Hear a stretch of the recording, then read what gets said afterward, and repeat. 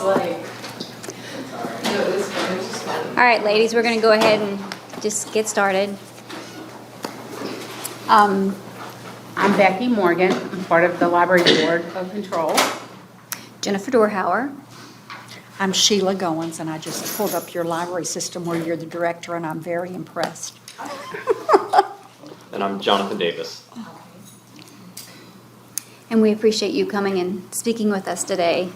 Tell you the same thing we told the other candidate this morning. We have a series of public questions and then questions to be asked in the executive session if you choose. They're the same questions we ask everybody just to make sure that we get the same picture from everybody in just the most fair way. All right, so starting with our list of questions, tell us a little bit about your background, including your education, work experience, special skills, and knowledge. Broad question. Yes, it kind of like, give us your background. Put all my knowledge in one, but I'll try. Okay, so my background consists of, I have my Bachelor's of Science degree from the University of Southern Mississippi in fashion merchandise. I have a minor in marketing as well. Once I finished my bachelor's, I went on to real world. They didn't work out so well, so I went back to get my master's in library science. So, and I just completed that this past December. I've had my master's degree for almost a year, but I've been working in libraries close to 10 years. I started off as an intern in my local library in Natchez, and then I was hired on full time. I stayed there for about 4 years. And once that was over with, I started working as a proctor at the local community college. That was part-time as well. So I went to the prison to work because we have a prison, federal prison in my hometown. And lo and behold, I ended up being back in the library. So I was like, somebody's trying to tell me something. So that's when I initially started my journey to getting my master's degree. I've always been interested and love libraries. I love working with the public. I love working with patrons, senior citizens, and that's my educational background. And for anything else I can add to that, I would just say I like programming, getting to know the funders, building that relationship. And I might be losing track of getting off hand, but that's what consists of my background in libraries. That was my initial start to it. And some of the things I'm passionate about. Is that your current job? My current job, I'm a director for South Mississippi Regional Library System in Columbia, Mississippi. I've been there for a year and a few months. I moved from, I forgot about another job. I was working in Marshall County Library System for a year as well. Now I was director there. So that started my journey as a director, Marshall County Library System in North Mississippi. And then I moved down to Columbia after I finished with Marshall County. How many libraries are in each of those systems? Do you know? It's 3 branches in each one.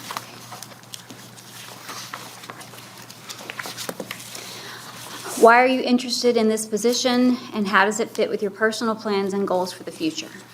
My personal plans and goals, I would like to eventually go on to get my doctorate degree to become as a librarian, just to follow my research in librarianship, just to establish myself as a full-time, well, I am a full-time librarian, but just to go more into the area of librarianship. Could you repeat the first part of that question for me? Why are you interested in this position? Oh, yes. Well, I feel like this position will give me more experience of working with more branches as well. It goes farther into libraries as far as admin, funding. It's a broader scope as far as the systems. It's a bigger job, I should say, than what I've been accustomed to. I've ran 3 branches. My biggest staff that I have worked with would be 11 to 12 employees. I feel like I can go more, I can do more. I feel like I've gotten the experience behind me, And I feel like I'm progressing as far in libraries, doing the research, making sure what's offered in the library is offered to the people, to the public, and that's why I'm interested in this position. Is that 11 to 12 employees at each branch, or No, just total. that's total in the Yes, branches? yes, ma'am. Tell us how your previous administrative experience will assist you in this position.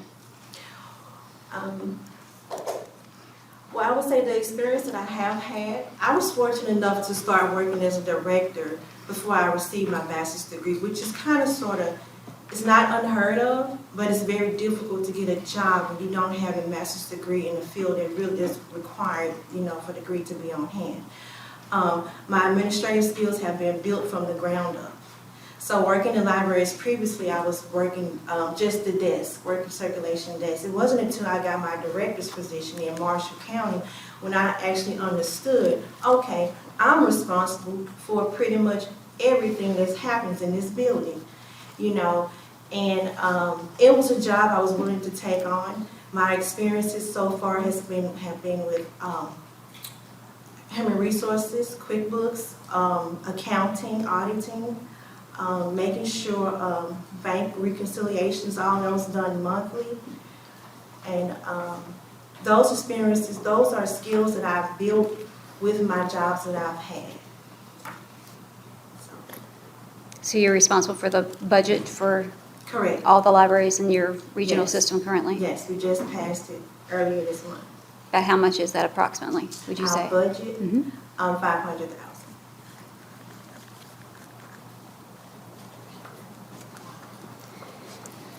Explain your previous experience working for a board and/or other public officials. Experience such as, what experience are you looking for? Like working, so we're a library board, Mhm. which we work with the libraries. Mhm. Do you have experience working with a board like that in Mississippi? Yes. Our branches where our system is controlled by our board. So basically, whatever the board decides or whatever I bring to them as far as it might be an issue or something that the library branches or the employees want to see implemented, I work closely with them. And they, in turn, if they want to see some changes or they want to see more outreach, then that's what they partner with me as well. Working with a board, it can be daunting because you're actually, as a director, you're there day to day. So you're seeing, what the employees are coming back and they're telling you. So, and then your job is to come back and relate to the board, hey, this is what changes we probably need to be made, or this is how we should move forward on certain issues. And it's about keeping an open communication, making sure we're all on the same page follow the strategic strategy as far as the library is concerned and the patrons in the community. And do you have to work with public officials as well? Like we have a parish council here. We have a parish council. Mhm. I don't know if you have a county council that you have to work with. No, we're totally on our own. The board sets the standards, and I follow what they put forward. My oversight, our funding comes from the county and the city as well for the two counties that I am a director for. So, but I do meet with my city and county officials quarterly to make sure that we all are hand. They understand what direction the library is going in, what programs we might have for that quarter, or any new initiatives that we might want to establish. I don't have to tell them, but there's just something I make sure that the communication is kept open. Hey, and also invite them in as well. You said you meet with them Quarterly? Quarterly. Quarterly. Mhm.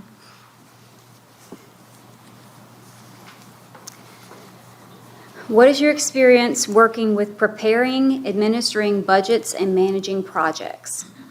So preparing budgets, to me it means making sure all finances are controlled. There's no outside spending unless it's absolutely necessary, and if it's absolutely necessary, then I have to go before my board and say, hey, we need this for this program that's going to happen. Are we approved for it or not? Is it feasible?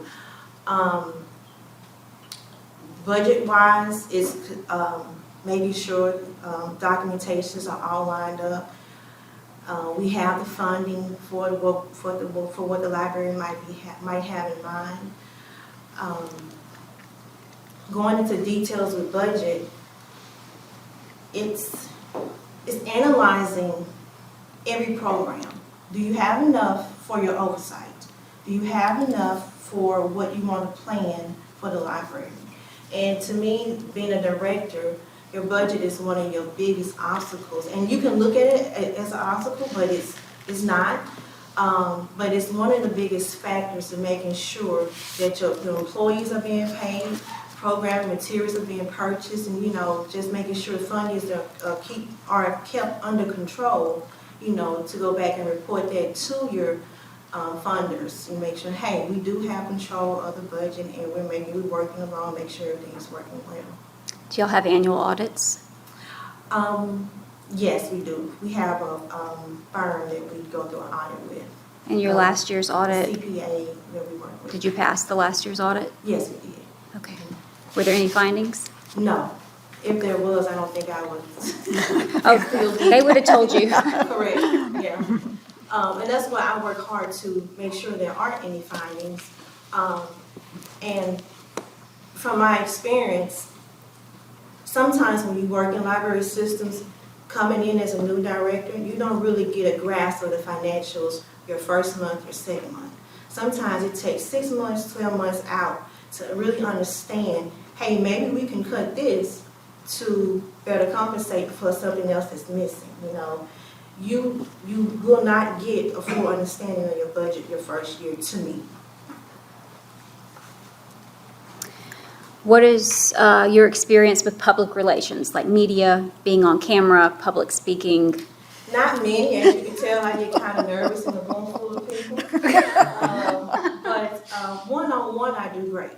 I feel like I do great, but just being open and honest, with being transparent, I should say, making sure that what you want, what initiative or strategic strategy that the library might have is conveyed to the public. I don't mind meeting with people in the public, the patrons as they come in, or just talking about issues. I've never been on the TV. I've never been on TV. They've never been in the news. Thank goodness. I've never been on the news, but I've been in newspapers, articles featuring about library activities that have been, that have been implemented in the towns that I work with. And that's fine, because you want to let the public know, hey, this is what we're doing at the library. Come join in. It's for you all. And I'm not trying to gatekeep any kind of information that they might have. They might want to have control of. So. What is your experience with planning and policy making? Okay, so policy making, I would say it's sort of okay. So no disrespect to the staff, because policy making is a direct relation to staff as well. Because most policies reflect what the staff or the board might want to see, changes, they might want to see happening. My experience with policy making, I try to change very little policies until I absolutely know or get the background or why the policy is in place. Because just going in and taking over, changing policies, you're going to make your staff upset. So because that's where it comes in, listening to hey, why is this policy like this? Why is it that we can't have a library open till 6 o'clock and there's only one staff member in? It's a reason why. So I haven't changed many policies just because of that factor, but that would be my experience with it. Few I have, but few I just don't want to touch it at that point, coming in as a new person. Tell us about your experience using or introducing new technologies. AI, artificial intelligence, is very prominent right now in social media, media outlets, and introducing it to, it depends on who you want to introduce it to. If you want to introduce it to your senior citizen, if you want to introduce it to your youth, the way you do that is important, because you don't want to throw something out there to them that they're not ready for. My experience with introducing technology hasn't been much because, like I said, certain technologies are already established within the library systems I'm going to work with. Maybe something needs to be enhanced, so we need a faster internet service, or to implement services for the people. For the people. Technology is ever changing, as we all know. I didn't go to school for technology. I went to school to become a librarian, and I partner with the companies that implement the technology in the system. So I would say my job as a director is not to implement technology, it's just to make it more so better than what might be required for the people in the area. Were you involved in your website's update? No, actually, I work with my, no. It's nice. I thank you. I have a lady that, there's a lady on our team, she does marketing, media marketing. And let her do free reign on what she wants to do, and I trust that she's going to do a great job. She submits to me, hey, I would like to place this on the website. I said, hey, that's fine, we're not hurting anyone. We let people know what's going on with the library. So. What library technology platforms are you familiar with? I don't know what they have in Mississippi versus us. Of course. We have book systems. We have, what I'm familiar with is book system, Atrium, Biblionics, Biblioteca, which I think that's more so of material that you bring in Biblioteca. What's another? It's a lot of systems that I'm familiar with working with, especially when it comes to interlibrary loans. We have the Beehive, which is how we preserve books from people within the state of Mississippi.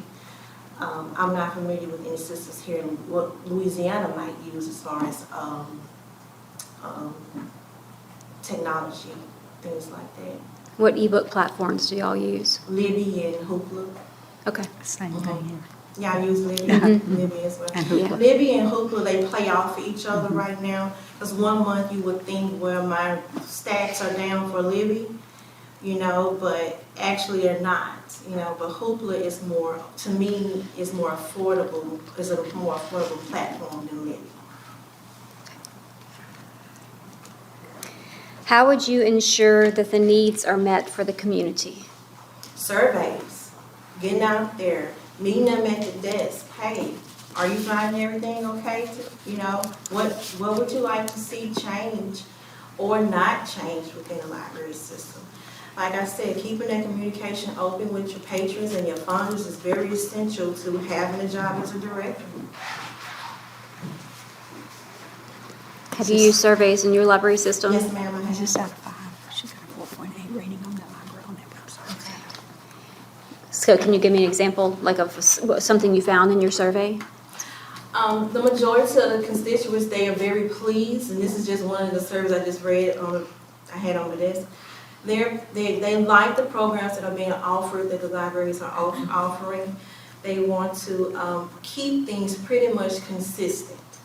So the changes that I might want to implement, I want to make sure if there are changes, that I'm, at least letting them know, or partners, hey, maybe we can add more signs as you all come in, more directional signs, or more something to make it easier for senior citizens as they come in, because that's a problem for me, for senior citizens, because they don't know the usage of the library and how much is available as well. So I would like to broaden that in some format.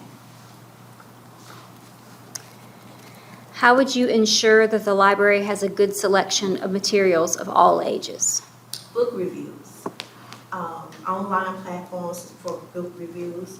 Also with all ages for the youth, partnering with the librarians of the school systems, asking them, hey, what's hot right now in the library? What are they checking out? Do you all have a list that they're required to read during the wintertime when they're on break?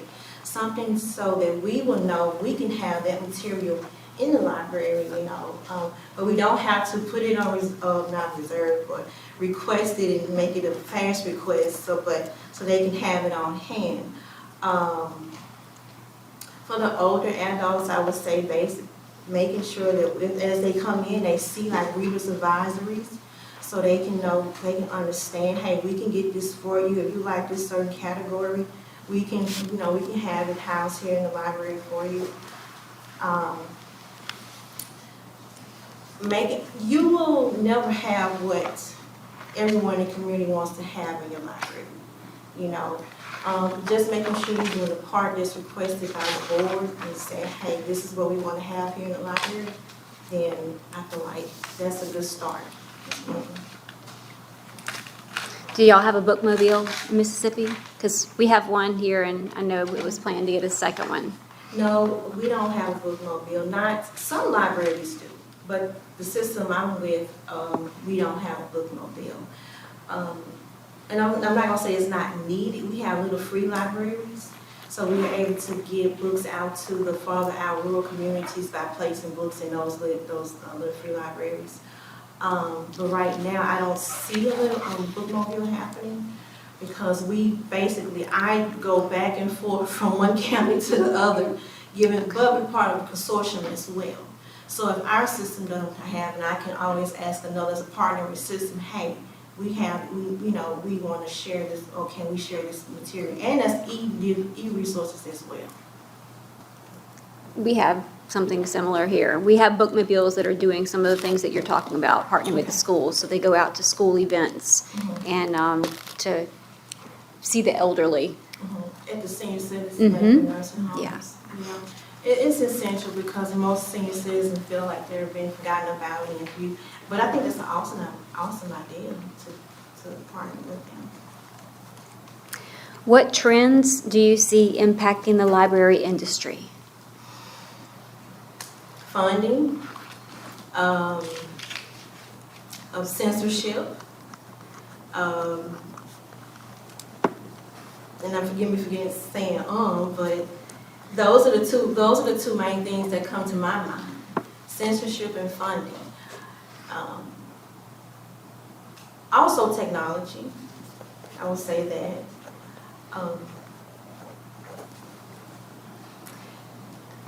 Research.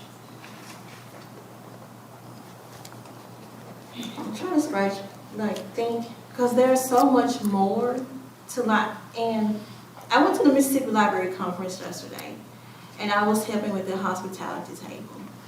And I was very surprised because some of the numbers were down as far as in the previous years. I really think libraries are facing a big hurdle. And one of the posters that was presented at the conference was how the state of librarians, people going to library school to get their degree, the numbers are down.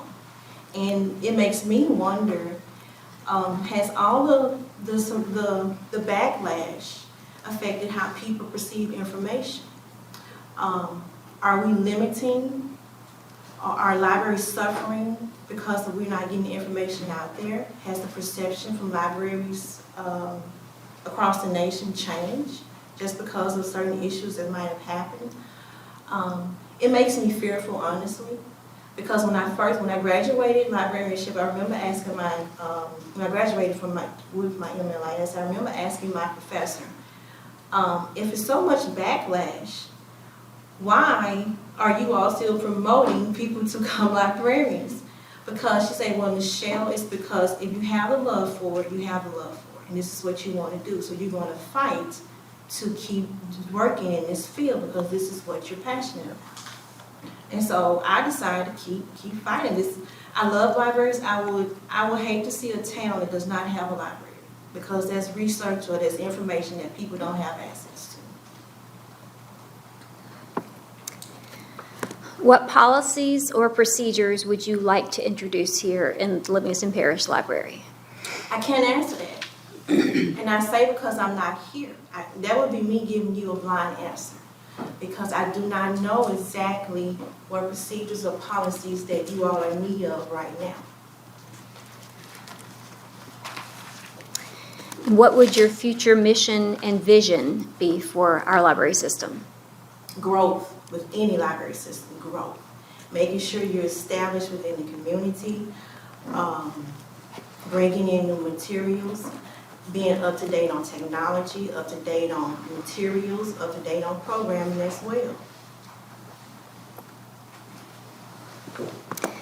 And if you were offered this position, what would be your top 3 priorities and how would you determine them? Getting to know the staff. You have to start there. Making sure whatever the board has as far as growth and strategic strategies or any implications that they might want to see, the staff is on par as well.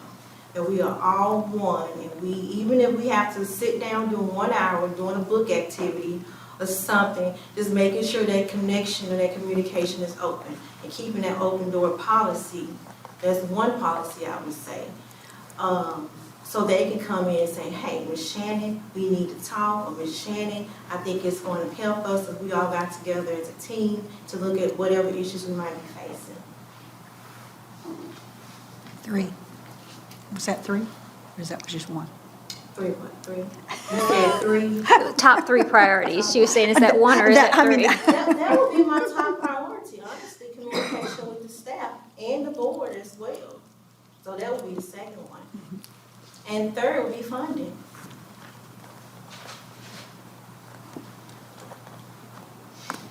Have you done anything to increase funding, or I have. tell me about that then? I just recently did. But one of my counties that I work for, they're very understanding as far as they want to provide additional resources for the people in their community. So as soon as I said, hey, we can use a little bit more fund, they was like, you got it? That was too easy for me. So I went to the second one, and it was a whole table conversation. Well, Ms. Shannon, you stayed a little bit too long. We should have just took the yes. But it was a whole conversation about why. But they had reservations about funding in the past. So my job was to just go present to them, hey, we can use this extra funding for more programming. We can use it to give the staff a raise. We can use it to bring in new resources that the people in the community might need. So that's my whole initiative. When I go to funders and ask for funding, I like to make sure that I'm putting it on the table. Hey, this is what needed, and it's for this reason. And the budget is going to show you exactly where that funding went to. Have you applied for any grants? I have. The Dollar General grant, I was not successful with that because it's very difficult to, because we were given a Dollar General grant in the past before, and I think it's some kind of stipulations if you were applied before, they kind of like to search out other, and I can understand that. I applied for the, it's American with Disabilities. It's a grant for ALA, for small rural communities to make sure that their libraries are accessible, ADA accessible. Haven't heard back from that yet, but I haven't applied for grants like 20,000, 40,000. That's a little bit out of my reach, but that's just more growth that I need to do, and I'm willing to do in order to get to that level. That's not something we've really done here. It's just a discussion that's been ongoing. It's a great question. Honestly, it's a great question. Okay, the next set is some scenario questions. And just, I know some of them you may repeat yourself, and that's okay. Okay. All right, so first scenario, there are always contentious events occurring around the world that inspire citizens to protest publicly. How would you deal with a request to protest against, say, Israeli-Hamas conflict at one of our library facilities? Have you all had that? Yes. Okay. Well, the library is pretty much, it's a city-state, and I think it might be different from you all. I know in Mississippi we can't canvass for political events at the library. So my manager, we actually had my experience with it, I've had a politician who wanted to come do an open house meeting at the library. And I said yes initially, But I went home and I slept. I was like, nope, not here. Because if you do it for one, you have to do it for all. So I told her, I said, hey, we can't do it. This is something that I'm not willing to touch right now. And I don't think we might, we'll be stepping on toes if we were to do that. The library is really not the place to do protests. You have children here. You have people bringing in families. I just think because you just open up a can of worms if you allow one protest, then you have to allow the next protest, So you're basically saying it's acceptable, and it's not the place for it. We're here for books, information, resources. So how would you handle an unscheduled public protest at a library facility that is disrupting the flow of traffic to and from the entrance? Call the police. That's what I do. Hey, we have some people on the grounds that are causing chaos. And how would you handle a group of protesters that showed up at a large library event like we have Comic-Con and we have a book festival coming up? Mm-hmm. Are they disguised? Are they open in the public as far as when I say disguised, Comic-Con, they dress up, right? Oh. So, I assume the question is just you have a group of people with picket boards protesting at our I think event. in that instance, if it's a big group, I will go out to them and personally address them, or whoever their leader is, like, hey, this is not the time and place for this. Can you find somewhere else in town? Maybe the Dollar General. You might reach more people. Go Walmart. Go to Walmart. No, the Dollar General. Contact, but right now it's not. She's in rural Mississippi. It's the Dollar General. It's the Dollar General. Yes. Y'all have Yes, we do. In the rural areas. Yes, for sure. But I feel like people try to push their agenda on everyone else, and where this should be a place where mothers at-home mothers should be able to bring their children in here. They need to do tutoring. If you have somebody from the senior citizen and they want to bring a group in and do arts and craft, let them do that. Why bother them with this issue like that? Okay, second scenario. In every professional setting, interdepartmental conflicts arise. So how would you go about handling an interdepartmental conflict between two department heads or two department managers at the library who disagree about how to plan, publicize, or staff an event?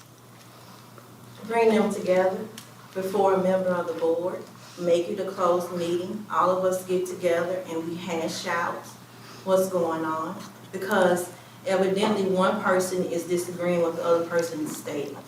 And we cannot continue forward and create goals and accomplish goals if we're all working on different agendas.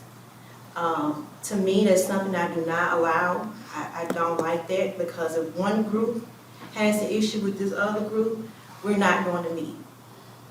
So my advice for that issue would bring everyone together that's involved in it before a board member and just hash it out. But we will come to a conclusion before we leave. How would you proceed if one department head or manager refused to allow their direct reports to assist with a project or event because they disagreed with a colleague?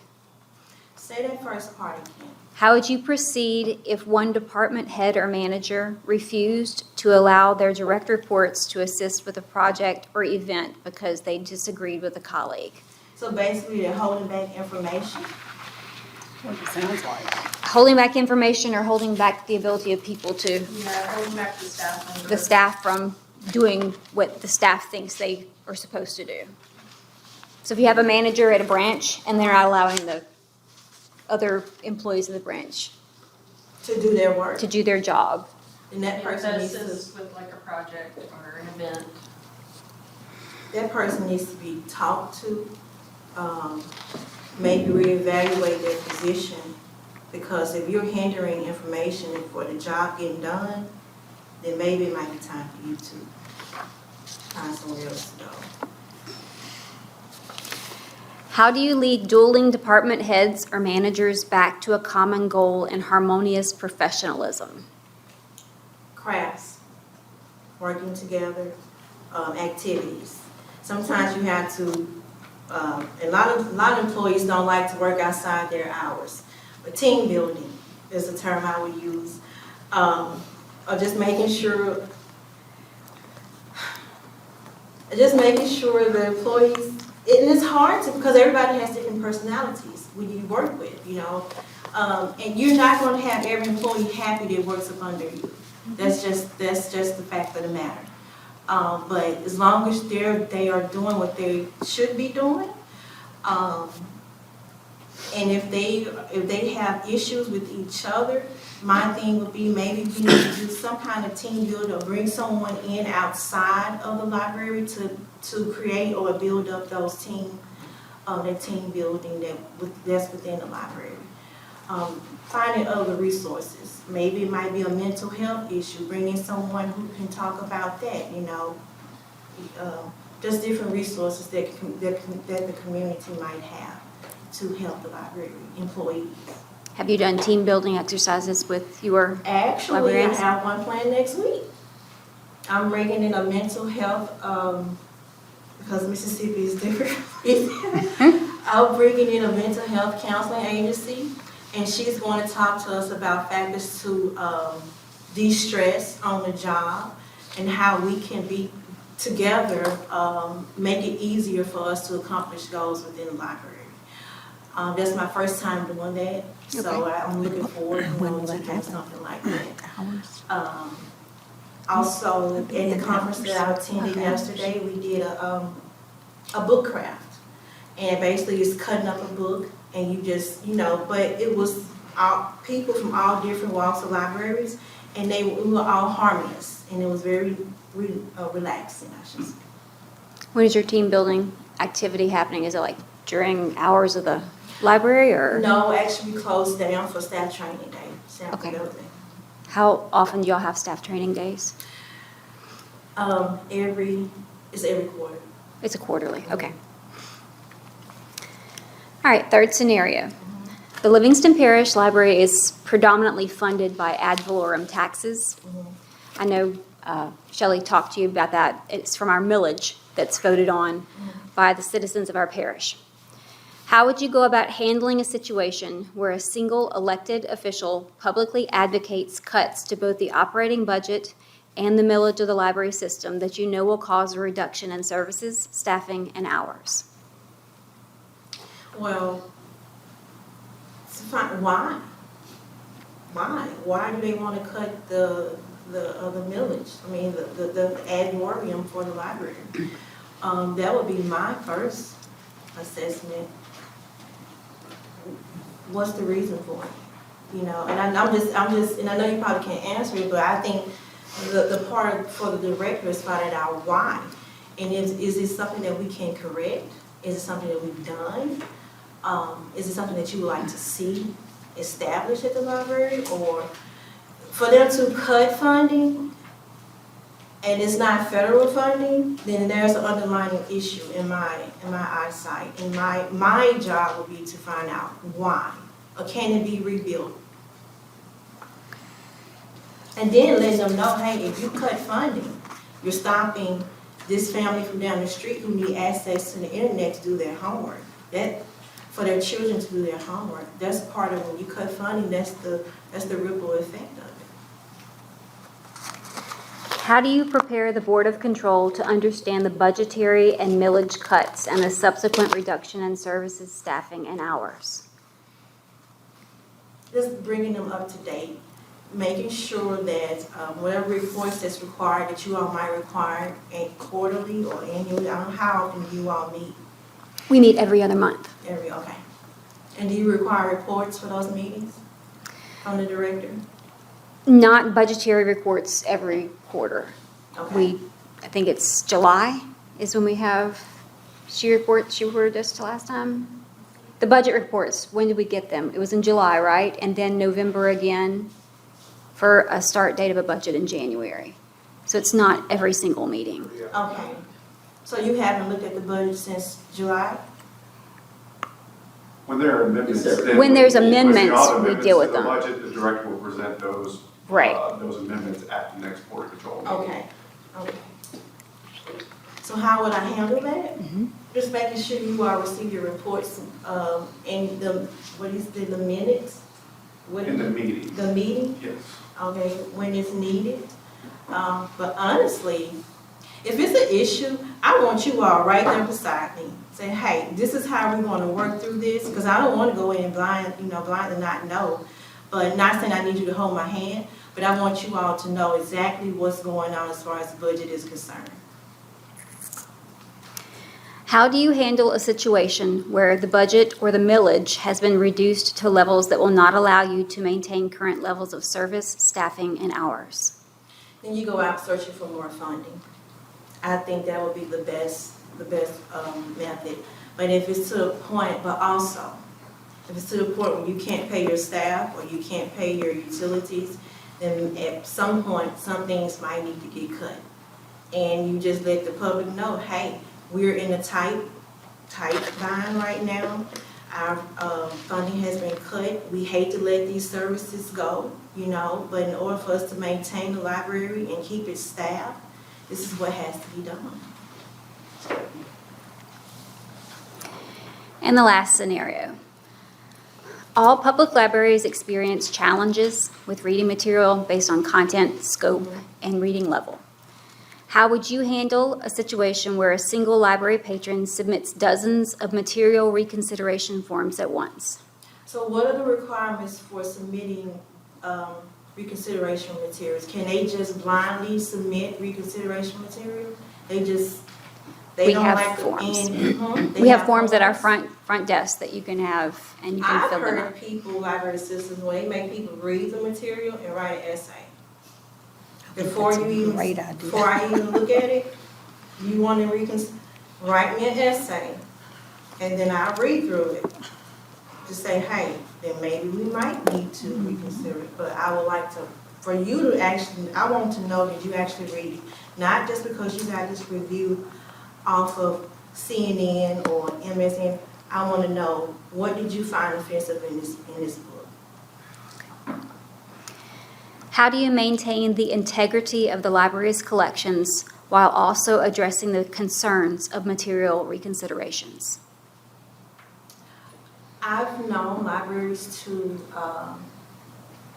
I think you also have to know what your patrons are wanting to read. That's a question that feeds back into actually knowing who your patrons are and what your community wants to see. How I would handle it as far as, what was the last portion of that? My apologies. How do you maintain the integrity of the library's collections while also addressing the concerns of material reconsiderations? The integrity of the collection consists of what's already housed in the library. So it depends on, to me, this question can go back. If however long this library has been established, it's been here up until this point. Has it always been a problem with the materials that's been in here from this point to now? If it hasn't, what are we selecting now that's causing people in the public or our patrons to have an issue with it?